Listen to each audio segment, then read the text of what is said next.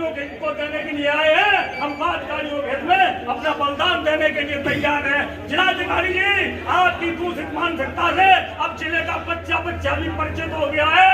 आप नागरिक संहिता की धारा 3 को चिल्ला करके जाते हैं और धारा 117 पर सो जाते हैं।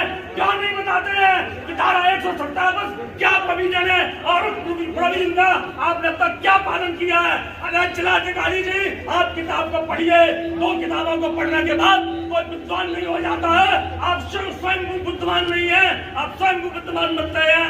आप सुनिए, समझिए और सुनने के बाद किसी बात पर निर्णय लीजिए। आपने 5 कार्यों के न्याय का जिस प्रकार से गला घोटा है, हम आंदोलनकारी अब वक्ताओं का सीना चल रहा है। इस बात को लेकर हम उनको न्याय नहीं दिलवा पा रहे हैं। वो मेरे पास न्याय पाने की आशा में आते हैं, तब आपका क्रूर राक्षसों जैसा चेहरा हमें दिखाई देता है कि ये व्यक्ति न्याय की मार्ग में बाधा बनकर चला आ रहा है। अरे जिलाधिकारी जी, आप क्या नहीं सोचना चाहते हैं? अब आप बल का प्रयोग करना चाहते हैं। कल भी हमने आपको आंदोलन टाइम पर बहुत आसानी से, बहुत सभ्यता के साथ, बहुत अच्छे आचरण के साथ ज्ञापन करने का प्रयास किया था, तो आपने हम लोगों को धमकाना शुरू कर दिया।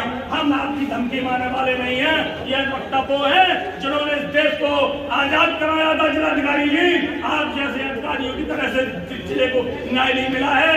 बातकारी को न्याय हम दिलाते हैं। आप एसी रूम में बैठकर बातकारी को क्या न्याय दिलाएंगे? आपके कारनामों से इस जिले का कौन सा व्यक्ति परिचित नहीं है कि आपके द्वारा इस जिले में कौन कौन से ऐसे कारनामे कराए गए हैं जो लोगों को, जिससे लोगों के साथ अन्याय हुआ है?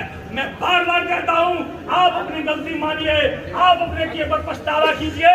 आपने जो ना जानकारी में और अज्ञानता में जो निर्णय लिया है, उस निर्णय से आप वापस आइए और उनको वापस लेने के बाद आरोपों को शुरू कर दीजिए। आपके द्वारा पूरे कानून का अध्ययन नहीं किया गया है। अध्ययन करने के बाद ही जिलाधिकारी जी, आप किसी मंतव्य पर पहुंचिए। आप नहीं समझ सकते तो हमसे सहायता लीजिए, हम आपको बताएंगे। कानून की व्याख्या करना हम जानते हैं, कानून की व्याख्या करना आप नहीं जानते हैं। हम व्याख्या करके आपको बताएंगे कि बंटवारा का मुकदमा किस न्यायालय में चलेगा। आपने अनुसूची की टिप्पणी को पढ़ लिया। अरे ये टिप्पणी क्या कानून का होती है? जिलाधिकारी जी, आप निर्णय से वापस आइए। आप सवाल कर लें। क्या नाम है आपका? संजय जी, लगातार आपके कितने दिन हो गए धरना देते? 1.5 महीना होने वाला। क्या मुख्य मांग है? हमारी कोई मांग नहीं है। इस जिले में निरंतर 1953 से राजस्व अधिकारी का न्यायालय संचालित होता चला है। उस राजस्व अधिकारी के न्यायालय को सहायक कलेक्टर कोर्ट की शक्तियां पहले प्राप्त हुई। जब उत्तर प्रदेश में राजस्व लागू की गई